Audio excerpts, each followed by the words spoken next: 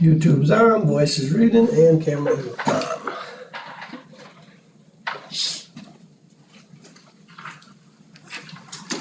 All right, good evening. I'd like to welcome everyone to the Wednesday, January 14th, 2026 Student Services Committee meeting. We are currently at the Village Hall Upper Level Conference Room 334445, W156 and 8480 Pilgrim Road in Menominee Falls. There is a possibility that a quorum of the full membership of the Board of Education may be in attendance, but there will be no full board action taken at any board committee meeting. Only members of the committee may vote on any item on the agenda, and a live broadcast will be streamed on the school district's YouTube page. To watch the recorded meeting, please visit our SDMF YouTube site. The time is currently 5:31. Mr. Halverson, was the meeting properly posted? Yes, it was. All right, I need a, Motion to. I need a motion to approve the minutes from the December 16th, 2025 meeting. I'll motion. I'll second. Any discussion? None? And all those in favor? Aye. That is unanimous. And then we only have one discussion item tonight, and Mr. Halverson is here to give us our safety and security annual update. Mr. Halverson, take it away. So right now, there's copies of the update list, but I also have some more ongoing and current lists. And it's important to realize this is not an all-encompassing list like we talked about on Monday. We do also have other things that we go through for safety and security that we deal with, whether it's the cybersecurity or whether it's physical security, that we don't discuss in open forum because it's something that provides vulnerabilities that we don't use, otherwise we'd be also putting more risk into both those things. So we'll be looking at the list of 6 different items that you have as far as student support services update. But then there's also some current ongoing developments, even over the last day, that we've put in place that we're gonna be, I'll also like to talk about too. So to begin with, one of the things that we started working on last year, and actually the year before I arrived, was expanding from 2 SROs to 3 SROs. But then we also worked with the police department to operate a different fiscal strategy where we're utilizing a Fund 80 for growth to get the more appropriate pay structure set in place for what the district responsibilities were versus the police department and the village and the community. So we basically have been repairing that over a 3-year process. We're in the 2nd year of that adapting. And we'll be finalizing that for next year so that it's gonna be in place where the balance of the time is appropriate for funding. So that was something we repaired last year. From the future outlook, one of the things we've talked about, and actually when we were working with the police department last year in the funding structure, was the possibility of getting a 4th school resource officer to really enhance what the work is being done and also for family connections.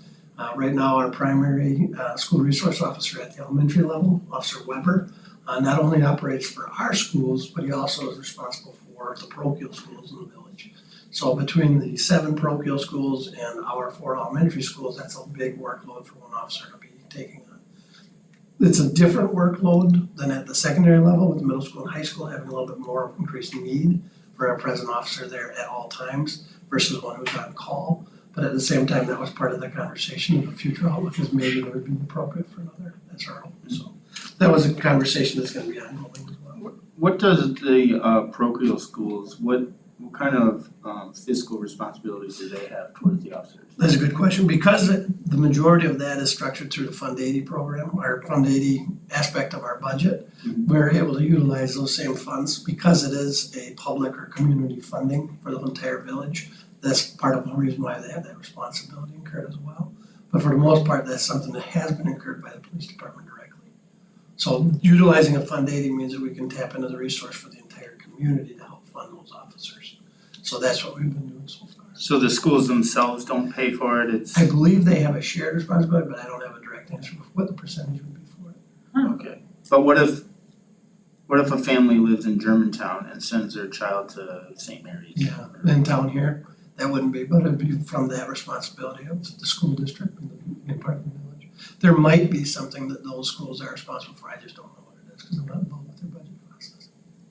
It's a good question. Yeah. Okay. I believe that Laura Garcia deals a lot with the relationship with the parochial schools and how that works. She might have an idea. I can find out. Yeah, just have Caitlin reach out. I mean, that's something I'd be interested to know. Because if we're footing the bill for Right. you know, if we're footing the bill for everything and we have an additional need for another officer, Maybe we can. those schools each need other. skin in the game as well. Mhm. A conversation. Yeah, Yeah. I mean, Caitlin probably has the answer off the top of her Yep, probably head, does. so maybe you could get with her and just have her email us. Yep. I can do that. We can bring that to the full board if they have any questions. Sure. Okay, thanks. You bet. So another aspect that we've really worked on heavily is emergency medical readiness. As of the beginning of the year, we had a staff training where every staff member that was present received compression-only CPR training. So that, again, it's a base level for establishing medical response and readiness for everybody. So all of our staff got that at the beginning of the year. Pam and Alyssa, who you met, our nurses update, were the ones delivering that training, so that is in place. In addition to her, myself, though both of them, myself and John D'Amato, also being trainers for CPR, AED, and first aid, which then is, we don't have to really rely on an outside vendor to get all of our staff certified. I think we mentioned it that day, but here, this is just another reminder, we have 4 advanced training sessions right now for semester 2. And this is also working with Jackie from the rec department, who's our trainer of trainers, he trained all of us. But then we might be scheduling an actual 5th one because we had the other one starting to fill up so fast. So it's been a real good response from not only just our medical response or our crisis response teams at the schools, but other staff members are also starting to sign up for it too, to get the license, because let's get, prepared. It's been really nice. This year we switched to an emergency management system of Navigate 360. This was a transition where we were exiting from Raptor. We still utilize Raptor for our visitor management system, but as we've talked about in this committee before, Raptor was lacking a lot of the things that we wanted from emergency management system. The transition's been very, very good. There's still some things that we need to do better. But you got a chance to see some of that on Monday night as we utilize Navigate to create our safety plans for each building in the district. So that's been a very nice transition. Raptor did not provide that, whereas Navigate did. We completed staff training in all the buildings with the first 2 weeks. Mr. Munoz and I went to all the staff, and we had, and actually Ms. Welke too, to make sure that with the transition to Navigate that the technology wouldn't cause any issues as well. The focus that's been a huge improvement over Raptor with Navigate is just the rapid response along with digital roll calls, which is the first step of the training process. The next step being reunification. Roll calling is the first step to figure out who's where and where are they at, if we need to help them or not. So that's been a huge upgrade by switching over to Navigate. Sorry, Oh, that's right. how does the digital roll call work? Great Are question. we looking for students, are we looking for staff, who are we looking for? Both. Everybody. So what happens is if we were to trigger an actual alarm or alert, all of us have apps on our phone now. And basically what happens is you just click on this right here. And when someone either triggers a drill or an actual alert for an emergency, all the phones will notify you. And it's an annoying, loud, noxious sound unless you have your notifications turned off. All staff All staff, in the entire district, you bet, no matter where no they're at. matter where the building is. Yep. So for example, Mr. Munoz was in Texas. Mhm. His phone went off and triggered, hey, there's a drill going on right now. One of the other nice things about this compared to Raptor is I knew he was not on campus. So when that happened, I do digital roll call for him because I know he's there. And this is the same thing that works for other people that are colleagues or supervisors or any of that too. Someone's third shift, someone on second shift is aware that they're a third shifter. They're gonna be the ones that will actually do roll call for them saying not on campus or exception. So we trigger a drill, boom, my phone goes off. Mhm. As soon as that happens, it says there's an active alarm.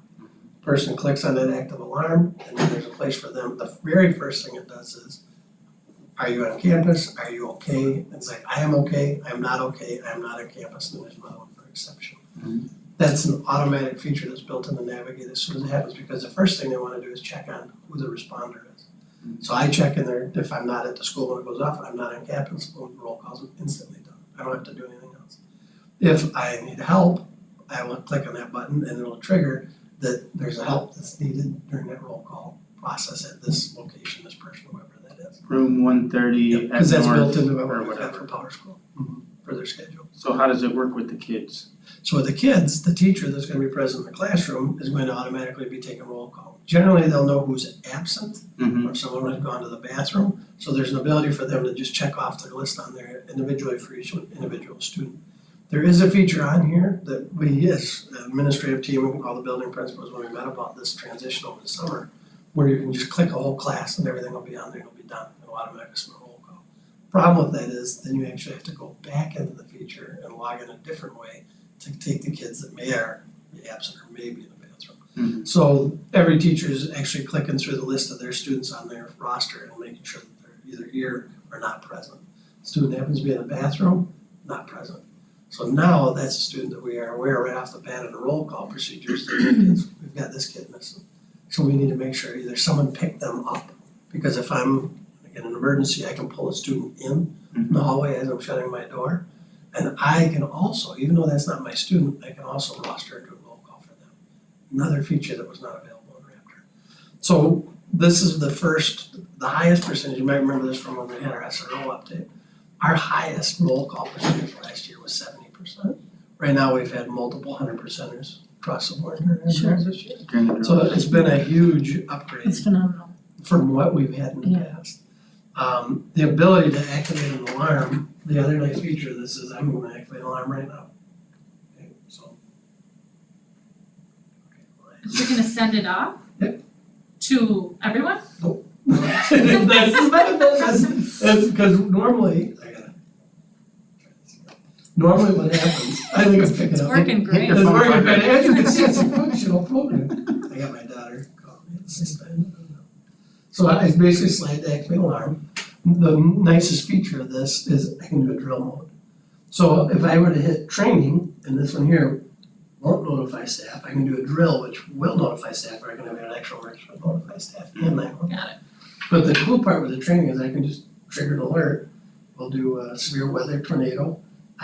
Because I have everybody in the district online, I'm gonna do one right now for the high school, and then I'm just gonna activate it now. So once I do that, this will indicate I got an active alarm up, and then it's kinda hard for you to see up here. But I go to alarm details from my standpoint, and then it gives me all the roll call details for every single person, every single staff member. So generally what will happen is as we're doing this, the staff accounted for example, in the high school it's 164. I'll be watching those tick up and it'll be, and then slowly the students will come in as the teachers are doing roll call for them. It's a very, very nice, quick, efficient feature. And for our teachers, it was way easier in Raptor having to go through, find your kid. The other nice part that we haven't gotten to yet is this aspect of ramification. That same roll call, then if I end that drill, because I can end a roll call, I just ended roll call, I just froze everything where everyone was at, I can immediately go and activate ramification processes. We haven't trained it yet, but again, those are part of the progression, the next steps I'm using this program. So it's been a very good transition. The other neat part about it, and you might remember me talking about our flip charts with Raptor and what kind of problems there are. This actually will go, if I don't have a way to get to my flip chart in my room, I can go on Raptor for the emergency or the drill that's being scheduled, and the flip chart's right there. And I can just follow the exact same protocol that we've already got in place. So a lot of features to it. Our safety plans are on here for administrators. It's got our MOUs, it's got all of our different locations in there.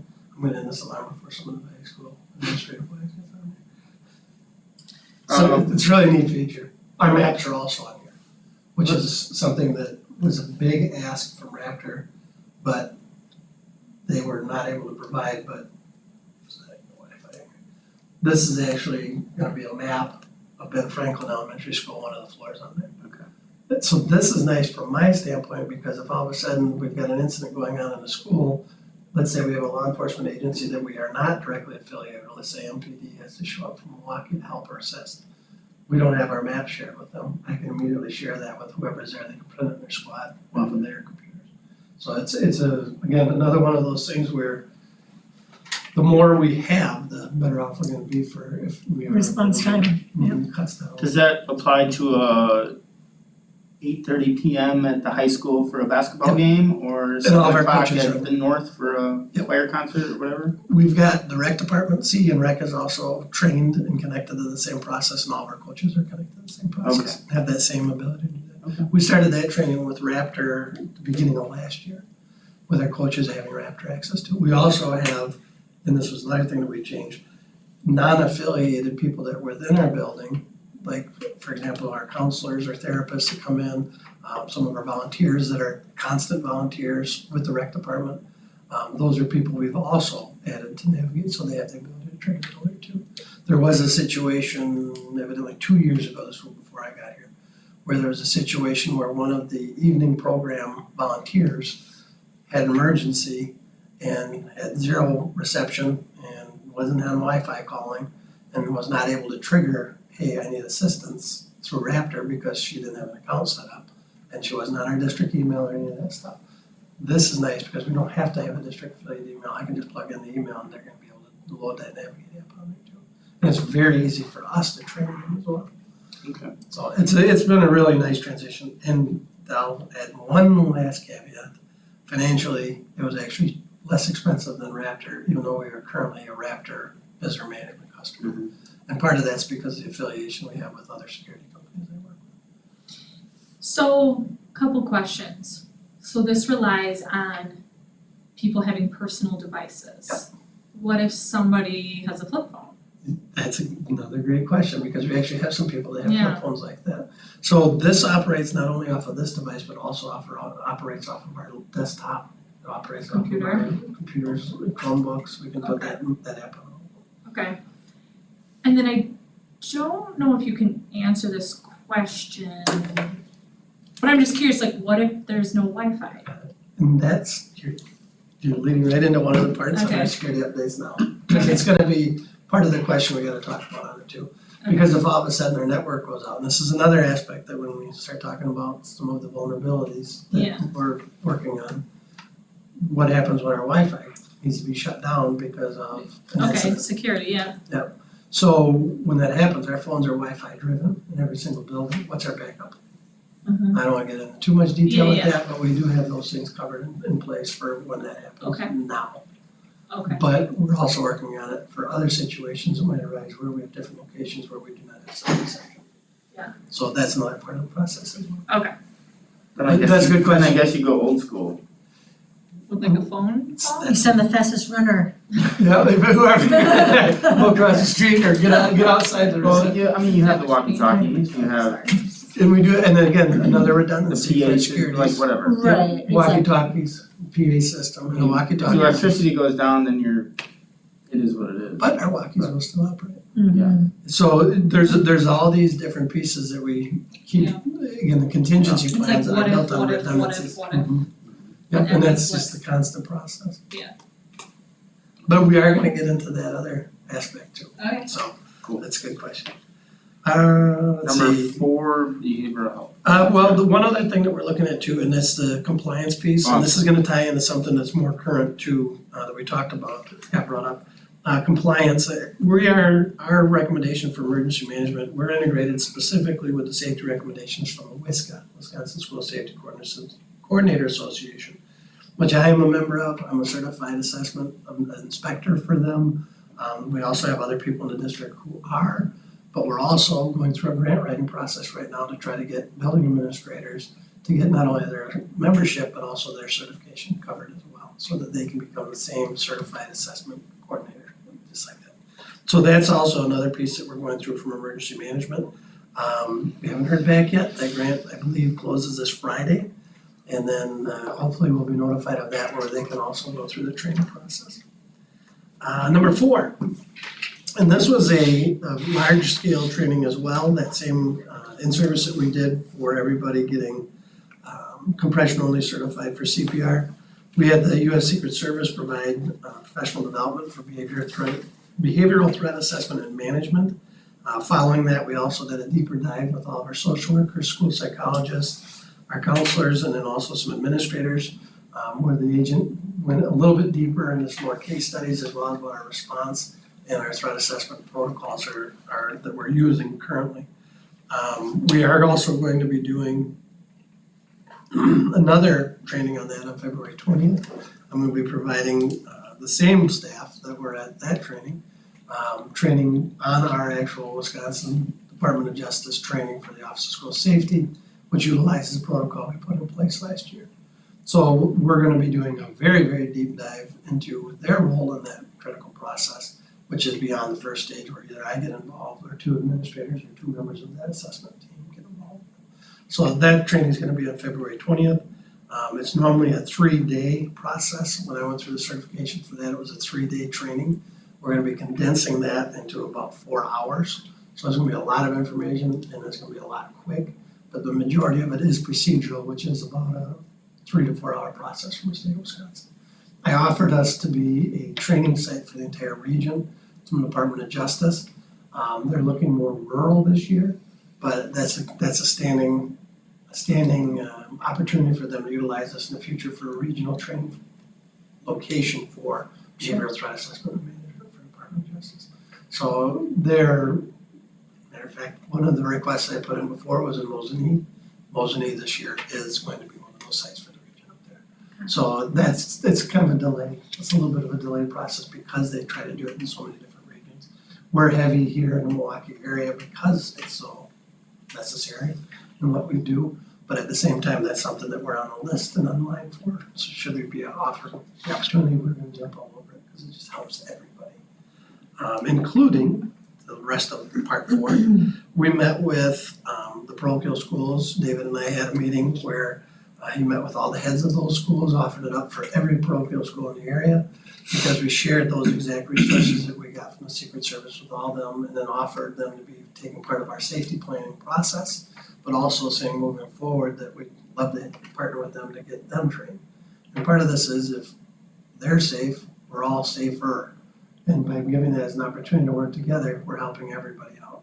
Because if we're safe, they're safe, everybody got a better chance. And again, it's about doing what's right by the kids, making sure they're safe.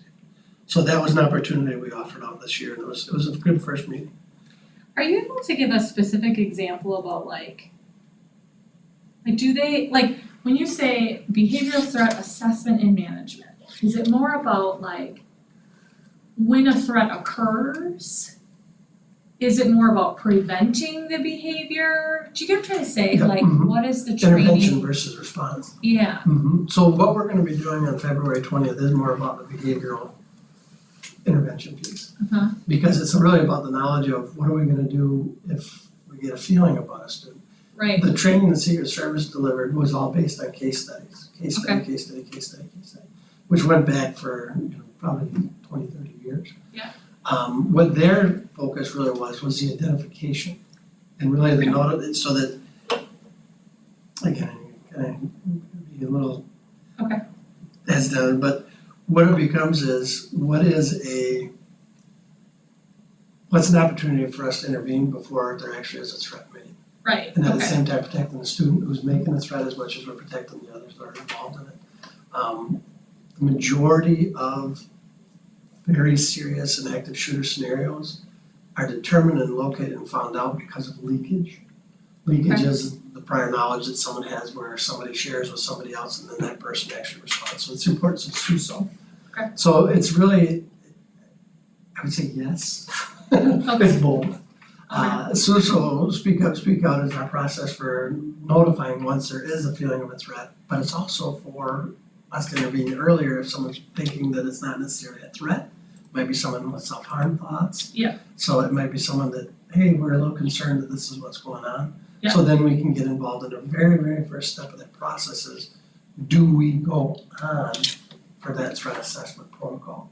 okay, And it always requires 2 members of a threat assessment team, which again will be our principals, social workers, school resource officers, myself. And if you have 2 members of that team, you might just say, no, this isn't what's going on. Okay. So then at that point it becomes, okay, well, what is going on? How Right. can we intervene with this process? right, And that protocol is really just about a step-by-step, what do I do next? If this, then this. Okay. Now, if that is a credible threat, then we go down a different route. Mhm. And then the protocol then becomes a different step-by-step procedure, which again, has sides to it, where you go, if this happens, then I go here, if this goes. But it really is, it's a very solid protocol compared to what it used to be. The Yeah. process in the past was a extensive 3 to 4 hour process just to determine whether the assessment should take place. Mhm. When the assessment took place, you'd have anywhere between 8 and 15 people on the team going through a step-by-step protocol of how do we determine if this is legitimate or not. So this is a very, very condensed process. The Office of School Safety did a very good job responding to people like myself, saying this process is not being utilized because it is too cumbersome and it's too long. Mhm. Nobody's using this threat protocol. Right. And they responded by creating this new assessment management tool, which is very So the US Secret Service created, like authored the threat assessment? The Department of Justice, Office of School Safety and Office of School Safety in Wisconsin created ours. Okay. But all of this is based off the National Threat Assessment Okay. agency that's affiliated with the United States Secret Service. So the Secret Service is involved, Department of Homeland Security, the FBI, everybody has a hand in it. But the Secret Service really led the charge from the research standpoint, because really they get more involved with the criminal psychology that's behind that and some of those actions too. Okay. So when you look at the amount of resources that we deal with as a state, the majority came from the Secret Service and the FBI. Okay. And then they tailored it for what we utilize in the states. Yeah. Our state has got it going on when it comes to this stuff. Compared to other states, I would say we're probably the lead, if not one of the biggest leaders in how we intervene and manage threat, but also intervene prior to the threat. SUSO is not something that's out for everybody to utilize. Some states have their own version of it, but SUSO was a Wisconsin creation. Oh. So it's very, very, we're on top of the game, I think. Alright, so crisis response exercises. We have increased our frequency. We are doing tabletop exercise in every building to 2 per year. Some buildings are having conversational tabletop exercises versus our actual process that we utilize. It's a systematic process.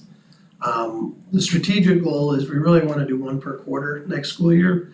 And right now, we have been transitioning from me doing the trainings to building level administrators doing the trainings in every single building. We did have a partnership that created this year with some of the work we were doing with sponsorship with their Ascension hospitals. And their director of nursing has offered to be a part of those and be willing to give not only feedback, but also participate and get a feel for what it is we do and how we do our tabletop exercises. So that's gonna be something we're gonna be utilizing for our semester 2 exercises in the building. And the last one on this list is our cybersecurity infrastructure. And again, these are things we wanna be cautious about how deep we go, just because we don't wanna create vulnerabilities. But data protection, we did initiate a network segmentation process. I don't wanna get into details on the timing of it right now, but that is currently in play. And we're looking to really create and isolate our critical data and limit what we have for breach vulnerabilities. There's no more universal accounts. And we also have our last removed outward facing server that was done over back a year or 2. The segmentation process is going to be ongoing. But really what it's doing right now is learning from itself and learning what it's doing. It's odd to say, but it is learning from what it's finding and adapting it. It's really about not putting all of our eggs in one basket. It's the theory behind data segmentation. And I'll just leave it at that. Continuous improvement, enhanced protocols following 24, 25 on here, so it says attack. Technically, we don't consider it an attack, we consider it an incident. And the reason why is there's no data harm that was recognized as, but overall, we did determine that there were vulnerabilities in those universal accounts as well as our network printers. We have outward facing devices that at the time, we no longer have those. Staff vigilance as well, we're also doing constant professional development with phishing simulations and cybersecurity education, which are now mandatory for everybody to be a part of. So again, we're enhancing what our knowledge is, because just like all security, our number one limitation is humans. We're our own weakness, we are our own strength. And it's just how do we get better to prevent those things from being in place. So, any more questions on that page? Because this is where we're gonna start getting to some of the more recent things, and I really don't wanna read every single bullet, but it's, I think, just, if nothing else, just an overview of these things, it's nice to hear. So you know that there are a lot of different things other than just that list in place as well. So This is the year, as I mentioned on Monday, we're gonna be doing a full assessment and security walkthrough. Talking with the police department today, again, this is part of having law enforcement agencies take part of this as well. I'm also gonna be offering this up to the sheriff's department. Sheriff Severson is going to be retiring this year, but I'm gonna hopefully be able to have him navigate, helping me coordinate that with the deputy before he does retire. Our audit will be taking place this summer. This is something we also talked about on Monday. Normally our building safety plans have been getting completed in December, so that we get them submitted. I want to move that protocol up so that then when we do it in the summer, we actually have time to meet the statutory requirement of every third year being December 31st, so safety plans are submitted. We're actually ahead of a year from where we're statutorily required to be because we do these things annually. The requirement is only having to do them every 3 years. So I do want to move that protocol up so that this process is completed during the summer, which is nice because then it's also when our SROs are generally on the road, they're on patrol, so they have a little bit more availability. It is gonna put a little bit of a stress on the police department themselves because we'll be taking officers off the road, but again, those are conversations that we have with the police department. So. Sure. And the assessments primarily are completed by me. Once we have more WISCA certified coordinators, they're able to do those assessments themselves. But at the same time, it's better to have collaboration amongst ourselves to talk through those things. I can walk through a building 50 times, but if all of a sudden the building principal walks through that building, he's gonna see something that I might miss, vice Right. versa. I walk through the building, he sees and walks by a crack in the floor every day. I walk through it, hey, there's a crack in the floor, that's a safety issue. So those are the things that we do assessments on collaboration with. Let's see. Trainings for actual emergency tabletop's begun, we talked about that. Lincoln and Director of Nursing. All building admin teams and our crisis response teams are going to be CPR, AED, first aid trained. Anticipating right now, all of them will be completely certified by the end of the school year. There may be 1 or 2 outliers, but for the whole, all of our crisis response teams will be certified. And again, that's part of the benefit of having us as internal trainers. Areas of refuge are created and updated in every school 100% now. That was completed in the spring of 2025, so that was after our last year's update. Those are all completely done right now. The fire department's aware of the locations as well. Here's the grants. So our conversation about what if we don't have Wi-Fi, what if we don't have cellular reception? We started looking into having alert badges provided by a local company, RF Technologies out of Brookfield. After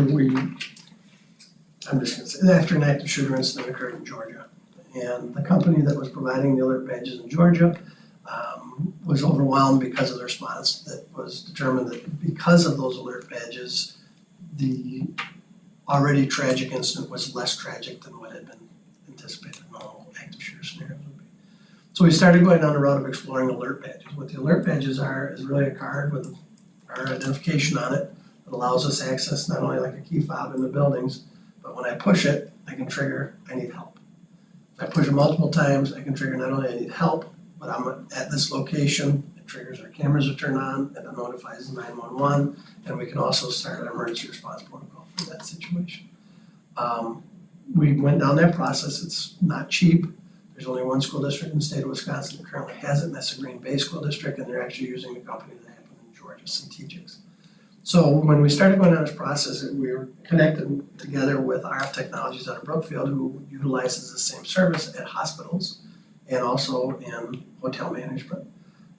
And they're really the service is because you have somebody who's might need help. In this case here, the alert badges at the hospital actually saved someone from being attacked. But at the same time, that's the same tech that we can utilize in schools for our own needs as well. So it's been a great relationship with them. They actually paid for grant writing to take place with us through a grant writing corporation to get a $500,000 over 5-year grant covered, so all of our buildings and all of our staff can have this alert badge process. So we started going through the grant process. Unfortunately, when you utilize a grant writing process where you're trying to get federal funding from, you have to have what's called a SAM.gov account.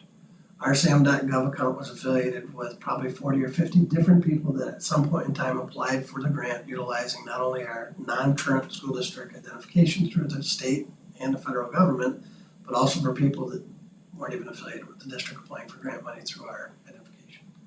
So in the process of applying for this grant, we cleaned all of that up, but unfortunately missed the window for what was the biggest opportunity, the STOP grant. So the company that was affiliated with RF, that RF basically gave us a scholarship for to pay for this funding, put us in touch with another grant. One grant was not anywhere near $500,000, but it was gonna help supplant us to get us towards that process of paying for these alert badges. We did not get that grant. They saw the amount and are, we're not giving you that money. So we did not have the ability to get that grant, but they also came up with the opportunity for another grant. And this one happens to be a nonprofit school violence grant. So we began going down the procedures and gathering of information for this grant. In the meantime, there's these other grants in the background that we're waiting to reopen up. We have a total of 3 grants that we're still able to apply for with this company. Put a lot of time and effort into it to find out through our state organization, the grant we're applying for is not eligible for public schools to apply for. It's for private schools or businesses to apply for, not us. So we have gone back to square one with the STOP grant, which is gonna be released at some point in time this spring. I'm anticipating that we're gonna have to have that material done by May 20th, but that's just based on prior years around the time frame that they're doing. So we started that with this company again, we're just kind of on hold for it. RF Technology's been hand in hand with us the entire time, knowing where we're at, the whole process, the timing and everything else. We got affiliated with our scholarship funding, 501c3s through the district. They were willing to help us, they were willing to partner with us on it, but then we've got this information saying that public schools are not eligible to do it. So I said, we have to pull out, we're not gonna waste our time and money on this. So when you look at these other ones that we're doing, we've already got the beta testing done for RF Technology on the largest campus for the high school and BF, the football stadium and some of that. We've provided a great opportunity for them to beta test on our district for a large open span area.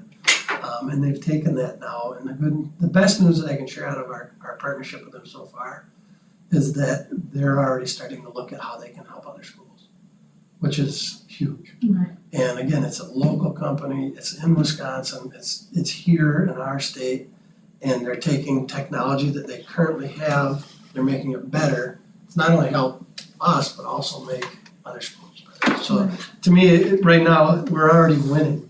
We get that grant and we get ourselves covered and show other school districts, here's how we can do it with the grant writing process, accessing federal funds. We're gonna be helping a lot more. Other states have a law, it's called Alyssa's Law, based on an active shooting that was in part of Florida. Many states passed a law requiring districts to have this type of process or procedure in place. The state of Wisconsin does not have that requirement because fiscally the state of Wisconsin wouldn't be able to supply or back that with all the school districts. So Texas, I think, is one, Florida obviously is one, and there's other states that are adapting that as a law, saying you have to fund this in some way, shape, or form. So those other school districts in like Texas and Florida have this out of their public education funding? So think of 338 high schools alone in the state of Wisconsin times minimally $100,000. Yeah, interesting. Texas also has. They're a little bigger for schools. Florida, it's a little different situation. Their funding comes in a different stream through FEMA and some of the other stuff too, but this is why we explore alternative funding sources. Why we look. We did get letters for all of those from the Menominee Falls Police Department, the Waukesha County Sheriff's Department, for what's known as this COPS grant, but also the nonprofit school grant, then the school violence prevention program through STOP. So all those things, we've got our letters of support from all of our law enforcement agencies, the fire department too, that are gonna help us hopefully get that grant. I'm excited about it. Fingers crossed. Yep, for sure. We did apply for the state of Wisconsin violent prevention grant for it says 27, but it's $29,000 for cameras at the high school and stadium. And this gives you an idea how fast these things have been happening. I did this update last Monday. Since then, I've also applied for that same violence prevention grant from the state of Wisconsin for HID. I can't get into too many details on this, but for HID card readers at every building. And I'll just leave it at that, that's a more secure opportunity for us. But also the $9,000 for getting our building administrators trained and WISCA certified.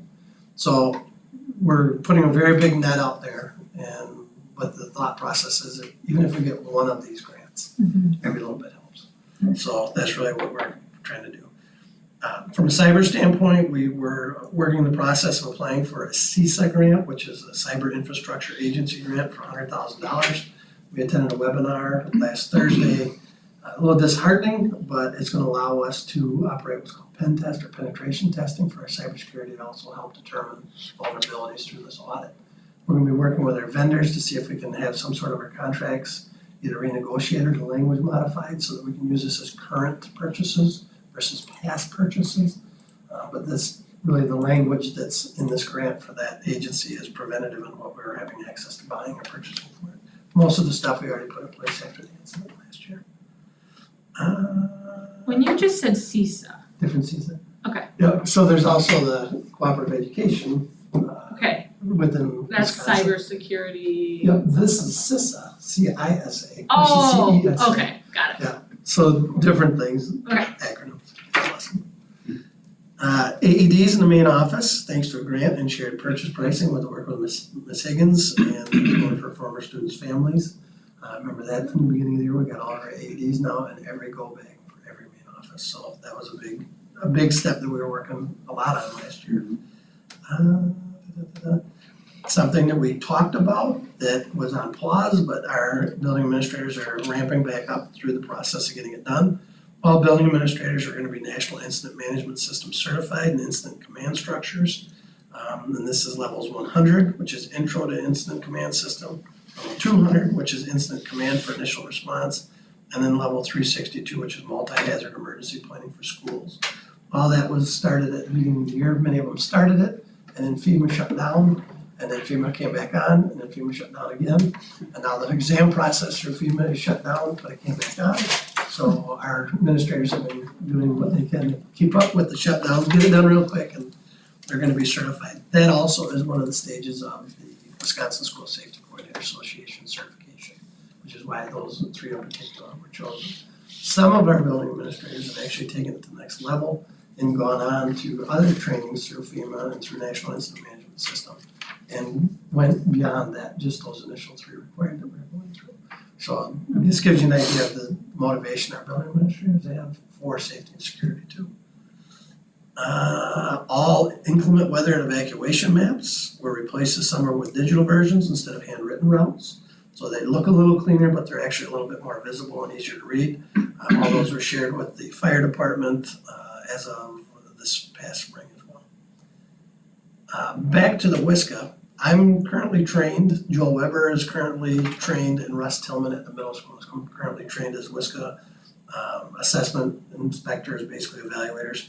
John Bonner and Sarah Kionis are also going through the process, and my guess is we'll be certified within the next few months.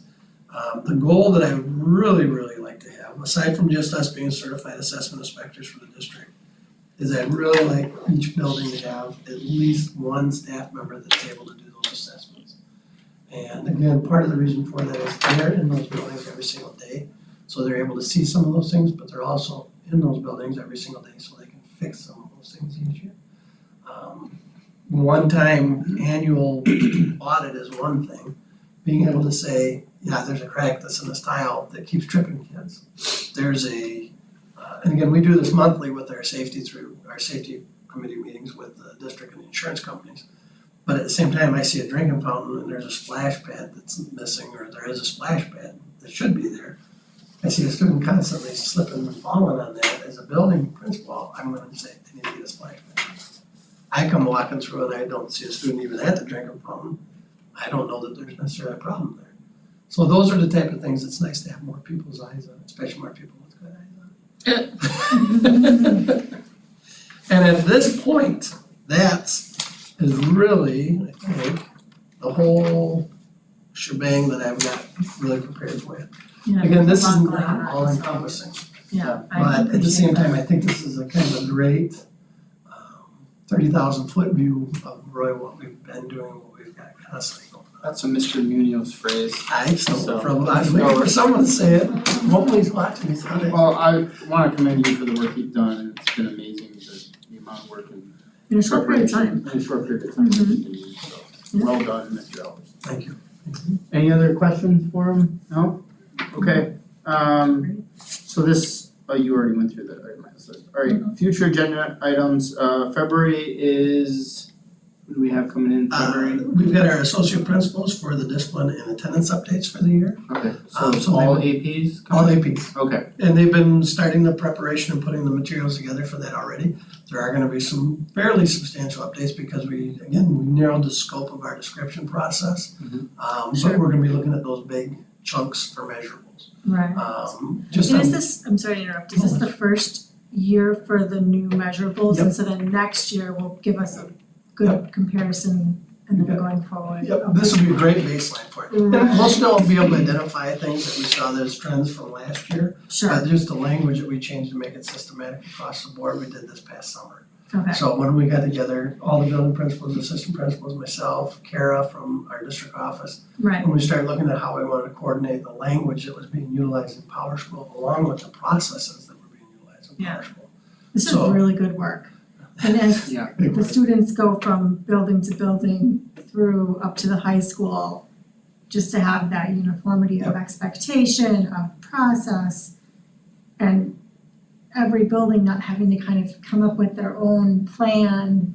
This is, And again, it puts This kids is in really a good, weird really good. spot by not knowing that an expectation here is the same over here, but it also gives them an uncommon experience from one school to the other level, so. or even just a different name for the same thing. Yeah, right, So, Yep. right, so this, Yeah. it'll be a good presentation. And like, they've been working on it right now, I was talking to Dave Peters about it yesterday. And really just, it's been good conversations, because again, it's the right stuff to focus on. Yeah. We wanna make sure that kids know what they're supposed to be doing, you know, and if they're not doing something, we teach them, this is what you gotta do to be doing it the right way. And well, and You can't administrators expect too, it. again, they have to reinvent the wheel and figure out Yeah. what am I doing in this specific situation when it's just now a uniform approach. Yeah, Yeah, alright, So, and then after that, special ed updates. And I already let Alec Just is gonna be doing the special ed March. March. Okay. Yeah. So APs in February, Alec in March. Yep. I'm sure we'll be talking about his budget, or lack thereof. Right. Yeah, it's Just gonna be a big some issue. with that. solution-oriented discussion, Yeah, that's Okay, 35%. substantial. alright, anything else from any of the committee members? No? Alright, well, we'll talk about calendars off camera. But right now I do need a motion to adjourn. I will motion to adjourn. I'll second. Motion by Ms. Wren, second by Ms. Schmeling. All those in favor say aye. Aye. No opposed, so that's unanimous. We are adjourned 6:18. at six, yeah, 6:18. Perfect. Thank you. Tonight. Put this in my separate time for this.